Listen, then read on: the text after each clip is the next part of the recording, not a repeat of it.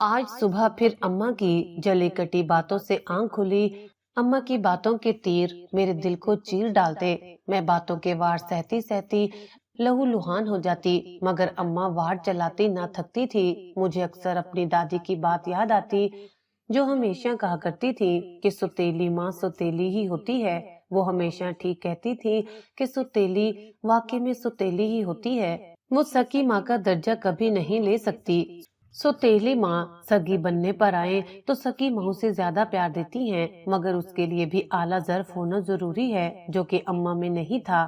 اماں ہر وقت اپنی زبان سے نیزے کی طرح میرے دل پر وار کرتی رہتی اور میں برداشت کرتی۔ پتہ نہیں کس بات کی چڑ تھی اماں کو مجھ سے، جو ہر وقت نکالتی رہتی تھی۔ میں اکثر اپنے اماں ابا کو یاد کر کے روتی اور کہتی کہ مجھے کس عذاب میں ڈال کر خود سکون کی نیند سو گئے۔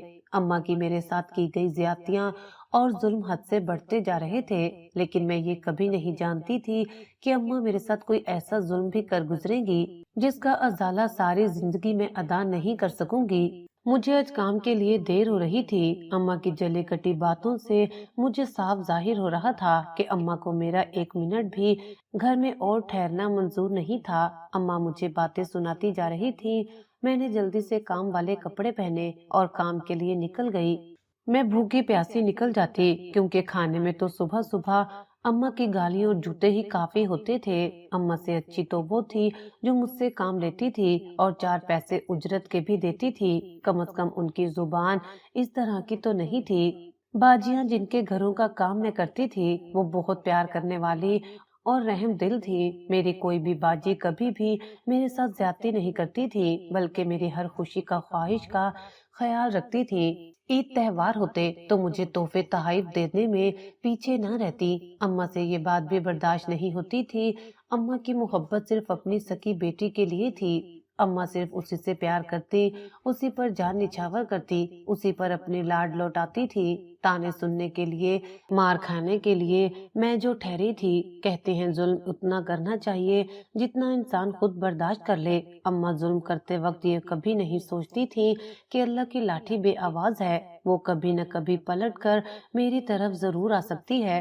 اماں نعوذ باللہ خود کو وقت کا حاکم سمجھتی تھی۔ وہ سمجھتی تھی کہ وقت کی ڈور ان کے ہاتھ میں ہے، اس ڈور کو جو چاہوں جدھر چاہوں دوڑا سکتی ہوں، لیکن کوئی یہ نہیں جانتا کہ جس نے پیدا کیا ہے، جس نے نصیب لکھا ہے، اس نصیب میں پریشانیاں اور خوشیاں لانے والا وہی ایک خدا ہے، اور جو خدا کے کیے کو نہیں مانتا وہ ہمیشہ پچھتاتا ہے۔ یہ اللہ کی رضا ہی تو تھی کہ میرے سکے ماں باپ آج میرے ساتھ نہیں تھے اور میں ایک انجان ہاتھوں میں پل بھر رہی تھی، جن کے ہاتھوں میں مجھے اپنا مستقبل صرف تباہ ہوتا ہی نظر آ رہا تھا۔ نظر کیا آ رہا تھا، میرا مستقبل تباہ کر دیا تھا۔ اماں کے کچھ فیصلوں نے اور اماں کے کچھ ارادوں نے مجھے کہیں کا نہیں چھوڑا تھا۔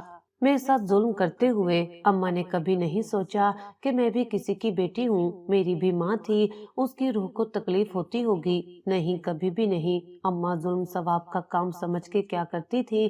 میں اکثر روتی اور اللہ سے دعا کرتی کہ اللہ تیری کیا رضا ہے، یا اللہ تیرے کام تو ہی جانتا ہے، تو غفور الرحیم ہے، تیری رحمت کے خزانے بھرے ہوئے ہیں، تو جانتا ہے کہ کس کو کس طرح نوازتا ہے۔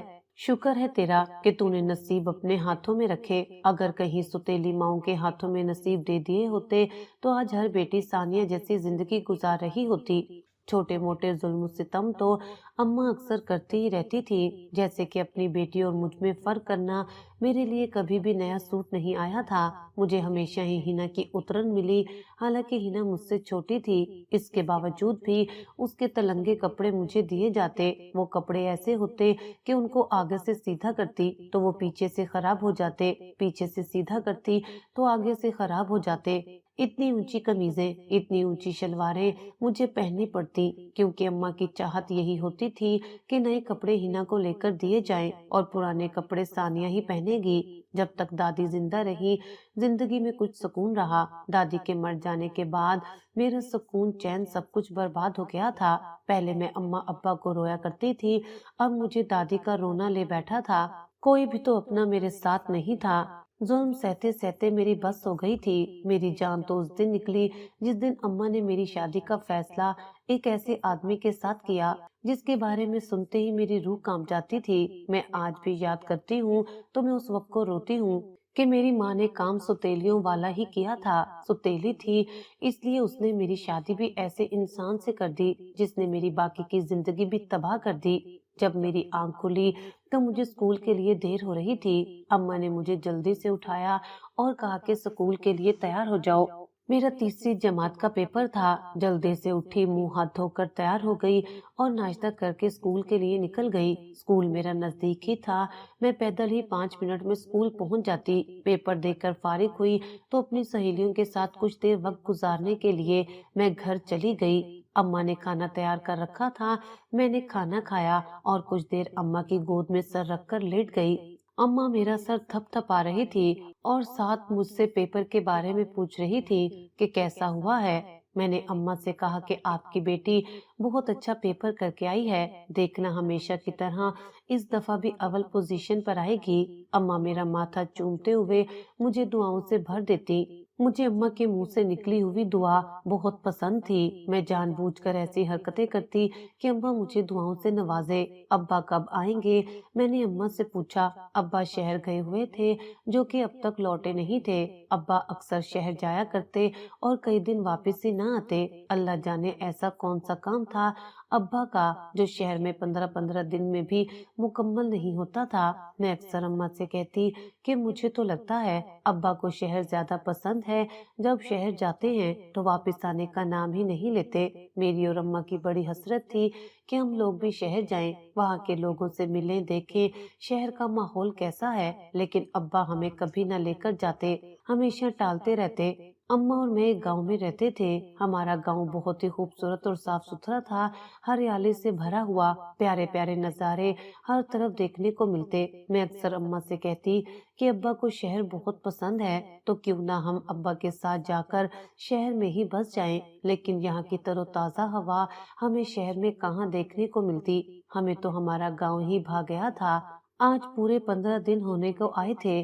अब्बा का कुछ पता न था। अम्मा को अब्बा की फिक्र खाई जा रही थी। अम्मा बार बार दरवाजे पर जाती और कहती आज भी तुम्हारा बाप नहीं आया। ना जाने ऐसा कौन सा काम है जो उन्हें शहर में 15 दिन के लिए रोक लेता है। वैसे तो बाग का ठेका लेते थे। हर दफा बाग में मौसम के हिसाब से फल उगाया जाता। अच्छी खासी कमाई हाथ लगती। घर भी अच्छे तरीके से चल रहा था। किसी चीज की कोई कमी न थी। फिर भी पता नहीं अब्बा को कौन सी दौड़ लगी हुई थी जो शहर जाके ही रुकती थी। अम्मा तो अक्सर कहती मुझे तो लगता है कि दाल में कुछ काला है। तुम्हारा बाप शहर जाता है तो आने का नाम ही नहीं लेता। मैं छोटी सी थी, इन बातों को नहीं समझती थी। ऐसे ही वक्त गुजरता गया और मैं 5वीं जमात पास करके फारिग हुई कि अचानक एक दिन अब्बा गाँव आए। अब की बार पूरे एक माह के बाद गांव वापस आए थे। अम्मा को बेहद गुस्सा था। अम्मा अब्बा से कहने लगी कि मुझे तो आपकी ये समझ नहीं आती कि आखिर शहर में पड़ा क्या है जो आप जाते हैं तो वापस आने का नाम ही नहीं लेते। आप बिल्कुल ही भूल जाते हैं कि आपकी एक बच्ची और बीवी गाँव में जो पीछे होती हैं। हमारा ना सही अम्मा का ही ख्याल कर लिया करें। आप उनके इकलौते बेटे हैं। वो आपकी राह तकते तकते थक जाती हैं। दादी अब्बा से बहुत मोहब्बत करती थी।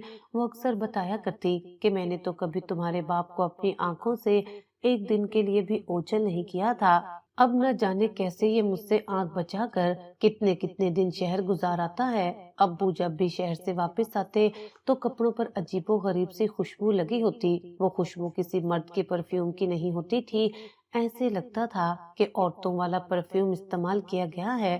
अम्मा जब भी कहती कि ये औरतों वाले परफ्यूम की खुशबू आपकी शर्ट से क्यों आ रही है तो अब्बा हमेशा डांटने के अंदाज में कहते तुम्हें सिवाय चेक करने के और कोई काम ही नहीं है। यही वजह है कि मैं घर नहीं आता। तुम्हारे ये बेतुके सवालों के जवाब मेरे पास नहीं। अम्मा वही चुप की चुप रह जाती। दादी हमेशा की तरह अम्मा की तरफदारी करती और कहती कि वो तुम्हारी बीवी है, इसका पूरा हक है तुमसे सवाल जवाब करने का और तुम्हारा फर्ज है कि तुम इसको सच बताओ कि वजह क्या है। मगर तुम तो खुद शक को यकीन में बदलने पर तुले होते हो। अब्बा की एक सिर्फ थी। अब्बा दादी को कभी भी कोई जवाब नहीं देते थे। दादी की हर बात को सर झुकाकर सुनते और मान लेते। ये वजह थी कि अम्मा दादी से बहुत मोहब्बत करती थी और दादी की बहुत इज्जत करती थी। इस पूरे घर में अगर अम्मा का कोई तरफदार था तो वो दादी थी। दादी भी अम्मा से बहुत मोहब्बत करती थी। हमारा एक हंसता बसता घराना था जिसे शायद किसी की नजर लग गई थी। इस दफा भी अब्बा पूरे एक महीने बाद शहर से वापस लौटे थे। अम्मा को अंदर ही अंदर ये परेशानी खाई जा रही थी कि दिन ब दिन अब्बा के शहर के चक्कर बढ़ते ही जा रहे थे। अब तो अब्बा का रवैया भी बहुत तब्दील हो गया था। जब भी अम्मा अब्बा से शहर जाने की कोई बात पूछती, कोई वजह जानना चाहती, तो अब्बा अम्मा को मारने के लिए दौड़ते, बहुत ज्यादा गुस्सा करते इस बात पर कि हाँ तुम होती कौन हो मुझसे सवाल करने वाली। देखा जाए तो मियाँ बीवी का रिश्ता एतबार से शुरू होता है, लेकिन यहाँ एतबार नाम की कोई चीज ही नहीं थी। यहाँ तो जिधर तक नजर दोहराई जाती धोखा ही धोखा नजर आ रहा था। मेरी मासूम माँ इस धोखे के अंदर दलदल की तरह फंसती जा रही थी। ये रिश्ता इतनी जल्दी नाजुक मोड़ पर आ जाएगा ये किसी ने नहीं सोचा था। हालांकि अब्बा और अम्मा की पसंद की शादी थी। अब्बा अम्मा एक दूसरे के कजन भी थे। वक्त ऐसे ही गुजरता गया, लेकिन हालात ठीक होने की बजाय मजीद खराब होते चले गए। मैंने 5वीं का इम्तिहान पास कर लिया था, 6ठी में चली गई थी। मैं अपनी पढ़ाई में बहुत अच्छी थी। अम्मा कभी मुझसे घर का कोई काम ना करवाती। स्कूल जाती, स्कूल से आकर कुछ देर अम्मा के साथ बातें करती और फिर अपनी सहेलियों के साथ खेलने के लिए निकल जाती। पहले अब्बा को मेरी किसी भी बात का बुरा नहीं लगता था, लेकिन अब तो अब्बा मेरी भी हरकतों को नोट करने लगे थे। अब्बा अब अम्मा से कहते कि बड़ी होती जा रही है, इसे घर गृहस्थी सिखाओ, बाकी खेलना छोड़ दे और घर की तरफ तवज्जो दिया करे। रोज रोज का ये बदला रवैया अम्मा और दादी को परेशान कर रहा था, क्योंकि अब्बा ने चाहे जो मर्जी हो न कभी अम्मा के साथ ऐसे रवैये में बात की थी और ना ही कभी दादी को किसी बात का जवाब दिया था। अब तो अब्बा दादी का भी लिहाज करना छोड़ गए थे। दादी ने अपने भतीजे से कहा, जरा इस मामले की तह तक तो जाए, पता करके बताए कि आखिर रियाज को शहर जाने की जरूरत क्यों पड़ती है और शहर में ऐसा कौन सा काम है जिसकी वजह से वो इस कदर परेशान रहता है और आकर फिर हम लोगों पर गुस्सा निकालता है। दादी के भतीजे ने ये काम अपने जिम्मे ले लिया और कहा कि मैं बहुत जल्द आपको सारी मालूमात दे दूंगा। अब की बार सब लोग इस इंतजार में थे कि अब्बा कब शहर जाएं और कब असलियत पता चले। इस दफा अब्बा शहर गए तो इब्राहिम चचा भी उनका पीछा करने के लिए शहर उनके पीछे चले गए। अभी इस बात को 2 ही दिन गुजरे थे कि इब्राहिम चचा वापस आए और दादी से कहने लगे कि मैं जो बात आपसे कहने जा रहा हूँ इस बात पर शायद आपको यकीन न आए। दादी हैरान होकर इब्राहिम चचा से कहने लगी कि बात क्या है, पहेलियां मत बुझाओ और बात बताओ। इब्राहिम चचा ने एक ऐसी कहानी दादी को सुनाई जिससे हमारे घर की दहलीजें तक हिलकर रह गईं। अम्मा तो ये बात सुनकर घंटों सकते में ही रही। दादी के लिए भी इस बात को बर्दाश्त करना आसान न था। इब्राहिम चचा ने हौसला देते हुए दादी से कहा कि आप एक दफा फिर भी रियाज से खुद बात कर लीजिएगा। अब सब अब्बा का इंतजार करने लगे। वही 15 दिन के बाद अब्बा वापस आए तो दादी अब्बा पर टूट पड़ी और कहने लगी, कहाँ मुंह काला करवाते फिर रहे हो? किस चीज की कमी अल्लाह ने तुम्हें दी है जो तुम्हें इस तरह की हरकतें करने की जरूरत महसूस हुई? अब्बा दादी की बात सुनी अनसुनी कर रहे थे। दादी को बेहद गुस्सा आ रहा था। आखिरकार दादी ने उस राज पर से पर्दा हटा ही दिया। अब्बा ने शहर में एक और शादी कर रखी थी जिसमें से अब्बा की एक बेटी भी थी और ये बात अम्मा को कभी गवारा न थी। दादी ने अब्बा से शादी करने की वजह पूछी तो अब्बा ने इतने बेतकल्लुफ होकर जवाब दिया कि हम सब लोग हैरान रह गए, क्योंकि अब्बा कभी भी इस तरह के लहजे में बात नहीं करते थे। जब से ये शहर का कोई मामला शुरू हुआ था अब्बा टोटली तब्दील होते जा रहे थे। दादी के पूछने पर अब्बा ने कहा कि मुझे बेटे की ख्वाहिश थी, बेटे की ख्वाहिश की वजह से मैंने दूसरी शादी की, लेकिन वहाँ से भी बेटी ही पैदा हुई। दादी के लाख समझाने पर भी अब्बा ने उस दूसरी औरत को छोड़ने से साफ इनकार कर दिया। अम्मा को ये बात मंजूर नहीं थी। अम्मा ने अपनी एक ही शर्त रखी, या मुझे रख ले या उस औरत को रखे। अब्बा को अम्मा की कदर होना शुरू हुई। ابا نے اماں سے ہاتھ جوڑ کر معافی مانگی اور کہا کہ تم کہیں نہیں جاؤ گی، گھر چھوڑ کر میں تمہارے بغیر نہیں رہ سکتا۔ وہ شادی میں نے بیٹے کے لیے کی تھی، لیکن وہاں سے بھی مجھے بیٹی کا ہی منہ دیکھنا پڑا۔ بہرحال ابا کے اس دھوکے کو اماں نے دل سے لگا لیا اور اماں بہت زیادہ بیمار رہنا شروع ہو گئی۔ سب کے بہت سمجھانے کے باوجود بھی اماں کو یہ بات سمجھ نہیں آ رہی تھی کہ ان کی زندگی کے ساتھ ہی میری زندگی جڑی ہے۔ اماں نے تو ایسے جیسے جینے کی امید ہی چھوڑ دی۔ میں اماں کے پاس بیٹھتی تو روتی کہ اماں، کیا آپ کی زندگی کا مقصد صرف ابا تھے؟ کیا میں آپ کی کچھ نہیں لگتی؟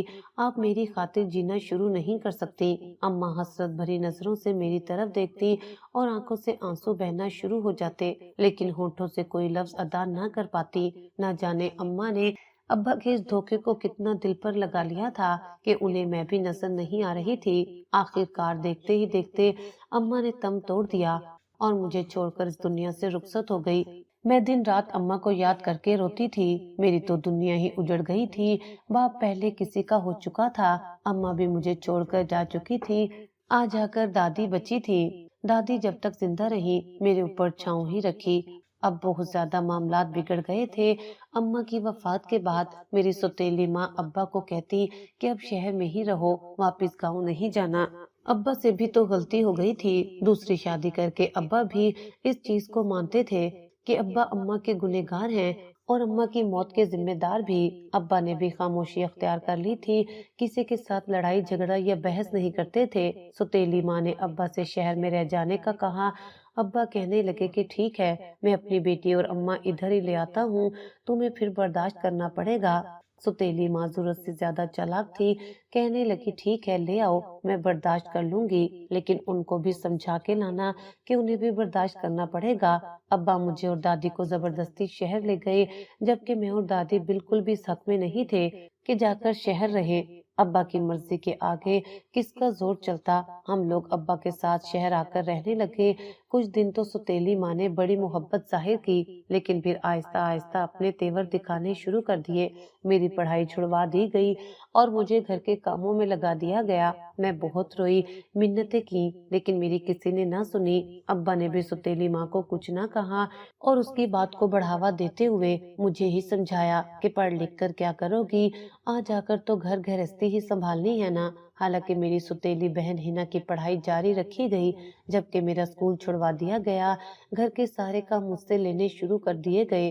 گھر کی صفائی سے لے کر کھانا بنانے تک کا سارا کام ہی میں کرتی تھی۔ دادی یہ ظلم ہوتے نہیں دیکھ پاتی تو اکثر ابا کو بول پڑتی اور کہتی تم اس ظلم کے برابر کے حقدار ہو، میری بچی پر تمہاری بیوی اتنا ظلم کرتی ہے لیکن تمہیں نظر نہیں آتا۔ ابا خاموشی سے سنتے اور چلے جاتے۔ میرے سارے کپڑے جو کہ اماں نے میرے لیے سلوائے تھے وہ سب مجھ سے چھین کر ہینا کو دے دیے گئے۔ اب ان کپڑوں کو پہلے ہینا پہنتی، جب وہ پھٹنے کے قریب آ جاتے تب وہ کپڑے مجھے ملتے۔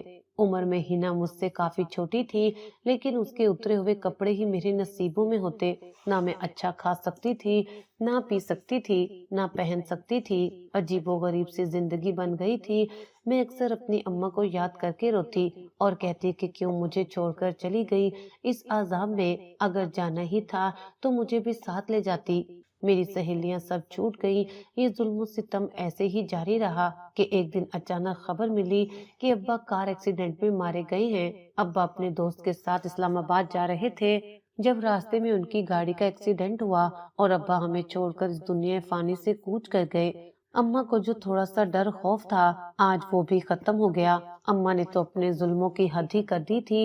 ہینا کے لیے اماں کے کچھ اور اصول ہوتے اور میرے لیے کچھ اور اصول ہوتے۔ اکثر مجھے اماں کی باتوں پر بہت غصہ آتا، پر دادی ہمیشہ ایک بات سمجھاتی کہ سوتیلی ماں سوتیلی ہی ہوتی ہے، وہ ہر ممکن کوشش کرتی ہے کہ وہ اپنی سوتیلی اولاد پر ظلم ڈھا سکے، اگر وہ ایسا نہ کرے تو اسے سوتیلی کہے ہی کون۔ میں نے اماں کے ظلم ہمیشہ برداشت کیے۔ اماں نے مجھے کچھ گھروں میں کام پر رکھوا دیا، حالانکہ اس چیز کی ضرورت نہیں تھی۔ ابا نے جو کچھ کمایا تھا وہ میری سوتیلی ماں کے ہی حصے میں آیا تھا، لیکن پھر بھی مجھے گھر سے دور کر کے پیسے کی لالچ میں اماں نے مجھے لوگوں کے گھروں میں کام کرنے کے لیے رکھوا دیا۔ میں گھر کا کام بھی کرتی اور باہر جا کر 5 گھروں کا کام کرتی تھی۔ ننھی سی جان تھی، ٹوٹ کر چور ہو جاتی۔ तब भी अम्मा की जली कटी बातें मेरा दिल चीरती रहती थी। मैं जिन घरों में काम करती थी, मेरी सारी बाजियां मुझसे बहुत मोहब्बत करती थी। वो जानती थी मेरे साथ बहुत गलत हो रहा है, लेकिन वो कुछ नहीं कर सकती थी। अम्मा मेरी तनख्वाह मिलने से पहले ही सारी तनख्वाह लेकर गायब हो जाती। 1 रुपया भी मेरे या दादी के नसीबों में नहीं होता था। बाजी ने मेरी खातिर ये किया कि जो तनख्वाह मेरी ज्यादा थी, अम्मा को कम बताई, बाकी के पैसे वो मुझे दे देती। ऐसे ही वक्त गुजरता गया और मैं इस उम्मीद पर जीती रही कि शायद कभी न कभी तो किस्मत रंग बदलेगी। लेकिन जहाँ सुतेली माएँ हों, वहाँ किस्मत रंग नहीं बदलती, बल्कि रूठी रहती हैं। मेरी भी किस्मत मुझसे रूठ गई थी।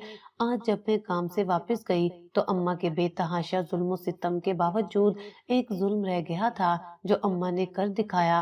अम्मा ने मेरा रिश्ता एक 60 साल बूढ़े के साथ तय कर दिया। जब मैंने ये सुना था तो मेरे पांव तले से जमीन निकल गई। दादी ने और मैंने इस रिश्ते की बहुत मजम्मत की, लेकिन अम्मा ने हमारी एक न सुनी। दादी इस गम में मुझे छोड़कर इस दुनिया से चली गई। मेरा कोई ना रहा, सिवाय दादी के मेरा और कोई सहारा ना था। वो भी मेरे गम में चलती बनी। अब अम्मा के साथ कौन लड़ सकता था। मैं बहुत रोती, सारा सारा दिन ये सोचकर कि मैं बूढ़े से कितनी छोटी हूँ और अम्मा मेरे साथ ये जुल्म क्यों कर रही हैं। आखिर अम्मा को मेरे साथ किस बात का बैर था। मैं मुसलसल इस रिश्ते से इनकार करती रही, लेकिन अम्मा ने एक बात ही मेरे कानों में डाली कि मेरा फैसला अटल है और मेरा फैसला बदल नहीं सकता। लिहाजा चाहे तुम मानो या ना मानो, तुम्हारी शादी असलम से ही होगी। इतना नेक शरीफ है, 5 वक्त का नमाजी है, तहज्जुद गुजार है, और तुम्हें क्या चाहिए। मुझे अम्मा की इन बातों पर बहुत गुस्सा आता। एक दिन मैंने गुस्से में अम्मा को पलटकर जवाब दे ही दिया।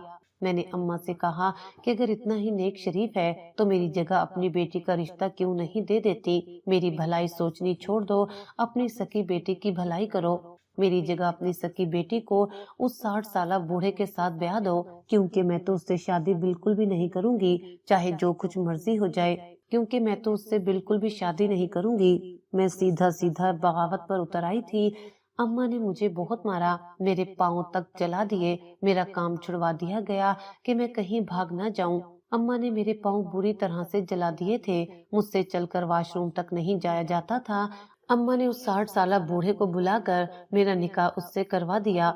मैं रोती रही और मेरे साथ ये जुल्म होता रहा। मैं अपने अल्लाह से फरियाद करती कि तूने मेरी सुतेली माँ की लगामें बहुत खुली छोड़ी हुई हैं। शादी तो वो जो अम्मा ने जबरदस्ती करवा ही दी थी। जाते जाते मैं अम्मा को एक बात बोलकर गई थी, कभी किसी से मेरे साथ किए गए जुल्मों का जिक्र मत करना, नहीं तो दुनिया का सुतेली माओ से एतबार उठ जाएगा। और मेरी रुखसती बूढ़े के साथ कर दी। मुझे असलम से शदीद नफरत थी। वो मुझे एक आंख भी नहीं भाता था। मैं ठहरी 16 साल की और वो 60 साल का। उम्र का फर्क बहुत था, पर अब क्या किया जा सकता था। जो होना था वो तो हो गया था। मैं रुखसती के वक्त अम्मा से एक बात बोलकर आई थी कि जो फैसले और जुल्म आपने मेरे साथ किए हैं, वो जुल्म कभी अपनी सकी बेटी के साथ मत करना। अल्लाह की लाठी बड़ी बेआवाज होती है अम्मा, लेकिन जब पड़ती है तो अच्छे अच्छों को होश आ जाते हैं।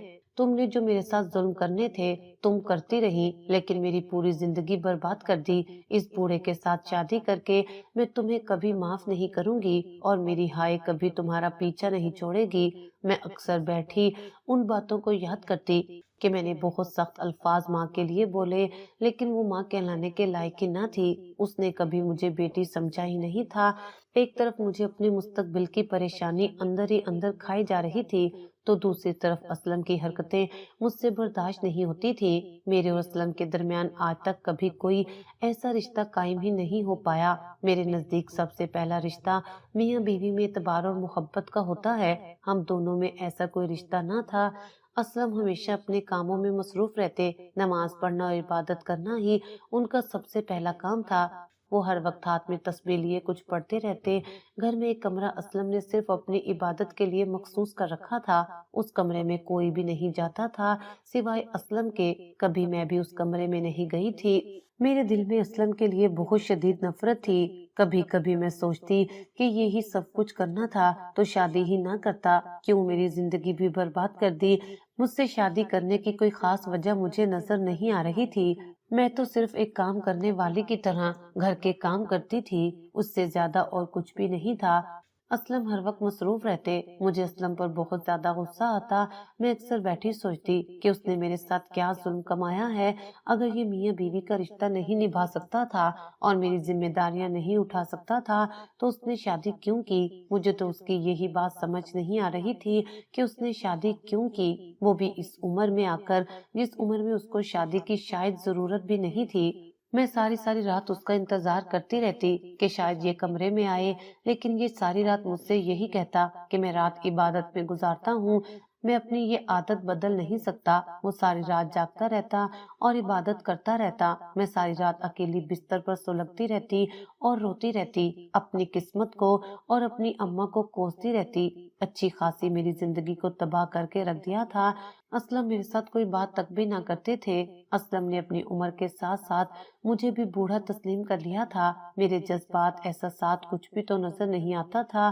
اب میں نے اس بات کو تسلیم کر لیا تھا کہ میری قسمت یہی ہے، میں اس کے ساتھ کتنا بھی لڑوں یہ نہیں بدلنے والی۔ اب میں اسلم کو رات میں عبادت کرتے دیکھتی تو مجھے غصہ نہیں آتا تھا۔ میں یہ سوچتی کہ چلو اماں کی ایک بات تو سچی ثابت ہوئی کہ اسلم نیک اور تہجد گزار ہی تھے۔ جیسے جیسے وقت گزرتا گیا اسلم کی میرے دل میں عزت بننے لگی۔ مجھے اسلم کی یہ عادت پسند آنے لگی کہ چلو وہ اپنی زندگی کے آخری پہر میں اللہ کو تو یاد کرتے ہیں۔ اسلم کا عبادت کرنا مجھے اچھا لگنے لگا اور میرے دل میں ان کے لیے عزت پیدا ہونے لگی۔ اس کے دیکھا دیکھی میں نے بھی اپنا ناطہ اللہ سے جوڑ لیا۔ میں نے بھی 5 وقت کی نماز شروع کر دی۔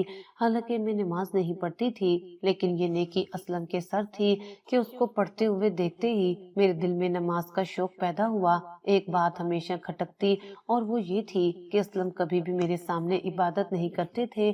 اسلم نے ایک کمرہ مخصوص کیا ہوا تھا اپنی عبادت کے لیے، اور جب بھی اسلم رات کو اس کمرے میں عبادت کے لیے جاتے تو اس کمرے کو لاک کر لیتے۔ یہ بات مجھے ہمیشہ تنگ کرتی کہ یہ کیسی عبادت کرتے ہیں جو ان کو کمرہ لاک کر کے کرنی پڑتی ہے۔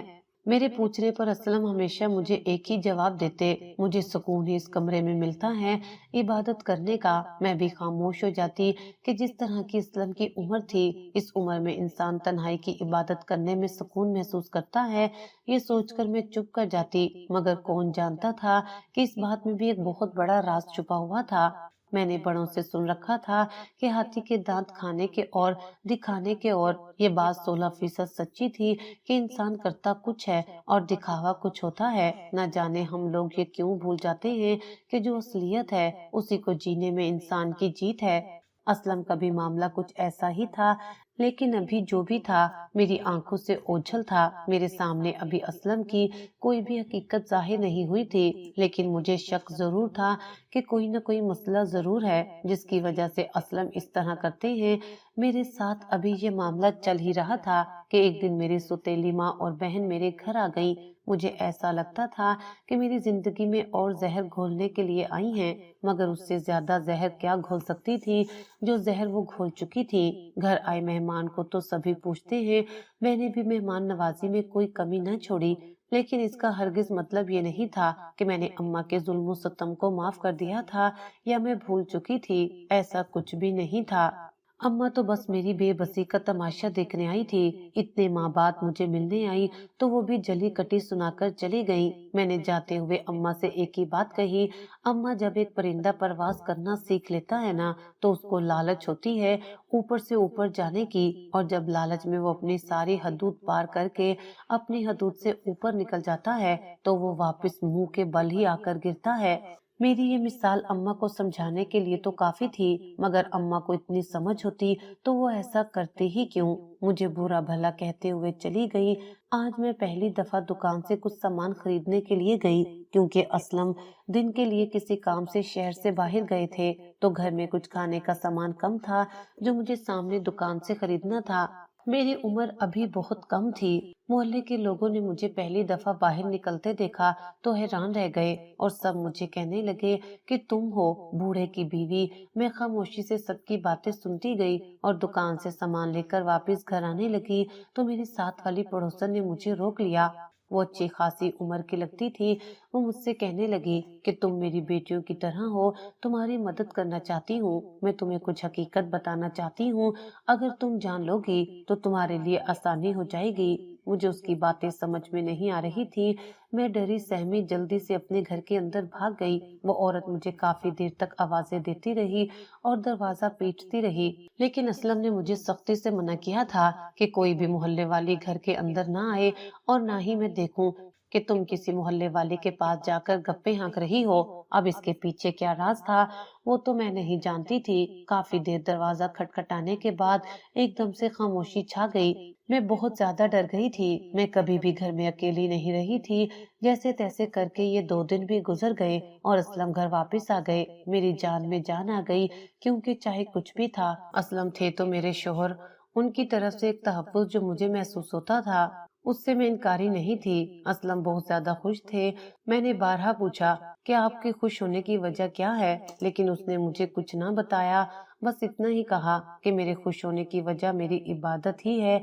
जो इबादत मैं करता हूँ, आज वो इबादत रंग ले आई। अगले दिन जब मैं छत पर कपड़े फैलाने गई तो वही पड़ोसन अपनी छत से मुझे देख रही थी और मेरे पास आकर कहने लगी कि तुमने कल भी मेरी बात नहीं सुनी, तुम्हारे फायदे की ही बात थी, तुम ये घर छोड़कर चली जाओ, वरना बलि का बकरा बनने में तुम्हें ज्यादा वक्त नहीं लगेगा। चली जाओ यहाँ से, वरना तुम्हारी बलि चढ़ जाएगी। मुझे उसकी कोई भी बात समझ नहीं आ रही थी, पर उसकी जितनी भी बातें थी वो डराने वाली थी। मैं उसकी बातें सुनकर बेहद खौफजदा हो गई थी। मैं जल्दी से नीचे आई और असलम से कहने लगी कि साथ वाली पड़ोसन है, न जाने कैसी बहकी बहकी बातें कर रही है। असलम के कान खड़े हो गए और मुझसे कहने लगे, क्या बातें कर रही थी? ऐसे लग रहा था जैसे असलम की कोई चोरी पकड़ी गई हो। मैंने असलम से कहा कि इतना गुस्सा होने की क्या जरूरत है, बस ये कह रही थी कि बलि का बकरा बनोगी, तुम्हारे पास थोड़ा टाइम है, इस तरह की बातें कर रही थी। मेरी बात सुनते ही असलम के 14 तबक रोशन हो गए। मुझे असलम पर शक होने लगा। ऐसा लग रहा था जैसे असलम की चोरी पकड़ी गई हो। असलम का रंग उड़ गया था, पर मैं क्या कर सकती थी। मैं खामोशी से इस बात को भी पी गई। आज जब मैं नमाज के लिए उठी तो असलम पहले से ही अपने कमरे में इबादत कर रहे थे। आज मेरा भी जी चाहा कि मैं उसी कमरे में जाकर नमाज अदा करूं। जैसे ही मैं दरवाजा खटखटाने लगी तो दरवाजा खुला ही हुआ था। शायद असलम आज कुंडी लगाना भूल गए थे। मैंने जैसे ही दरवाजा खोला तो जो मंजर मैंने कमरे के अंदर देखा, वो देखते ही मेरे पांव तले से जमीन निकल गई। ऐसा लग रहा था कि मेरे सर पर कोई आसमान टूट पड़ा हो। मैं देखकर हैरान रह गई कि जो इतना नेक और तहज्जुद गुजार होने का दावा कर रहा था, वो तो कुछ और ही था। अंदर का मंजर देखकर मेरे पांव तले से जमीन निकल गई, क्योंकि मेरा शोर तो एक शैतान का पुजारी था। जब मेरे शोर का भांडा फूट गया तो उसने मुझे बताया कि मैं शैतान की पूजा करता हूँ और काला इल्म करता हूँ, और काले इल्म के जोर पर लोगों के घर बर्बाद करना मेरे लिए कोई मुश्किल काम नहीं है। कल जो जिस खुशी की मैं बात कर रहा था, वो भी मैंने एक मियाँ बीवी में तलाक करवाई थी अपने काले इल्म के जोर पर। कमरे का मंजर इतना खौफनाक था कि मेरा दिल दहल गया। हाथ में तस्बीह और सामने बुत बनी एक मूरत, लाल रंग चारों सू फैला हुआ था। मुझसे तो एक और मिनट कमरे में रुका नहीं गया।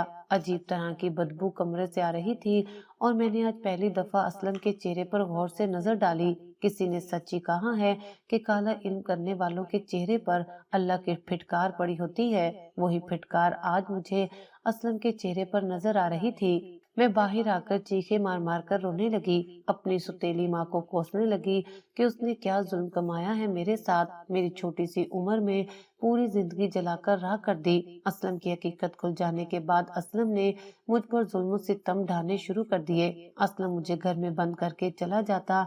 अब मैं किसी तरह साथ वाली पड़ोसन से बात करना चाहती थी, लेकिन मुझे मौका ही नहीं मिल रहा था। एक दिन असलम कमरे को ताला लगाना भूल गए। मुझे मौका मिला तो मैं जल्दी से छत पर गई और जाकर उसे असलम की सारी हकीकत मालूम करनी चाहिए। उसने मुझे बताया कि तुम्हारा शोहर काले इल्म का काम करता है, ये तवीज धागे करता है और ये हर साल एक कम उम्र लड़की के साथ शादी करता है और उसकी बलि अपने शैतान देवता को चढ़ाता है। कल चांद पूरा होगा और कल ये तुम्हारी बलि अपने शैतान देवता को चढ़ा देगा। इसलिए मैं उस दिन तुम्हें समझा रही थी कि यहाँ से भाग जाओ, नहीं तो बलि का बकरा बन जाओगी। मुझे पड़ोसन ने जो कुछ बताया वो सुनकर तो मेरी रूह कांप गई। अब मुझे कुछ समझ नहीं आ रही थी कि आखिर मैं जाऊं तो जाऊं कहाँ। मैं पड़ोसन की मदद से घर से भागने में कामयाब हो गई। मैं घर से भागकर सीधा अपनी एक बाजी के घर गई जिनका मैं काम करती थी। बाजी के शोहर पुलिस के महकमे में थे। مجھے ان کے علاوہ کچھ اور نظر نہ آیا تو میں سیدھا انہی کے گھر چلی گئی۔ وہاں جا کر میں نے باجی کو سارا واقعہ بیان کیا، ساری حقیقت سے پردہ اٹھایا۔ اللہ ان کا بھلا کرے، انہوں نے میری باتیں آرام اور غور سے سنی اور میری مدد کے لیے تیار ہوئی۔ باجی کے شوہر جو کہ سب انسپیکٹر تھے، انہوں نے آرڈر جاری کر دیے کہ میرے شوہر اور میری ستیلی ماں کو پکڑ کر لایا جائے۔ ان دونوں کو گرفتار کر لیا گیا۔ میرے کہنے پر مجھے اسلم سے طلاق دلوائی گئی اور اماں کی حالت تو بہت ہی خراب تھی۔ اماں نے ساری زندگی جس بیٹی کو اپنے سینے سے لگا کر رکھا، اپنی ہتھیلی کا چھالا بنا کر رکھا، وہ بیٹی اماں کو دھوکہ دے کر سارا قیمتی سامان لے کر اپنے عاشق کے ساتھ بھاگ نکلی تھی۔ اس غم نے اماں کو ذہنی مریض بنا دیا تھا۔ مجھے اپنی ستیلی ماں کی اس حالت پر ترس بھی آتا، لیکن میں اس کے ساتھ کوئی بھی رحم کا معاملہ نہیں رکھنا چاہتی تھی، کیونکہ جو کچھ اس نے میرے ساتھ کیا تھا اس کو اسی کا پھل مل رہا تھا۔ میں جانے لگی تو میں نے اماں سے ایک بات بولی۔ میں نے کہا تھا نا کہ اللہ کی لاٹھی بڑی بے آواز ہوتی ہے، اس کے قہر سے ڈرنا چاہیے۔ کاش آپ اس وقت اللہ کے قہر سے ڈر جاتی تو آج اتنی زندگیاں برباد ہونے سے بچ جاتی۔ اماں اور اسلم اپنے کیے گئے گناہوں کی سزا بھگت رہے ہیں۔ باجی نے اپنے ایک نوکر سے میرا نکاح کروا دیا۔ اس کی بیوی ایک بچے کو جنم دیتے ہوئے اللہ کو پیاری ہو گئی۔ عدیل بہت ہی خوبصورت تھے۔ عدیل نے مجھے دنیا کی ہر خوشی دی اور سب سے زیادہ بڑھ کر محبت۔ میں اللہ کا لاکھ لاکھ شکر ادا کرتی ہوں کہ مجھے عدیل جیسا شوہر اور چاند جیسا بیٹا عطا کیا۔ اب میں اپنے ماضی کو بالکل بھی یاد نہیں کرتی۔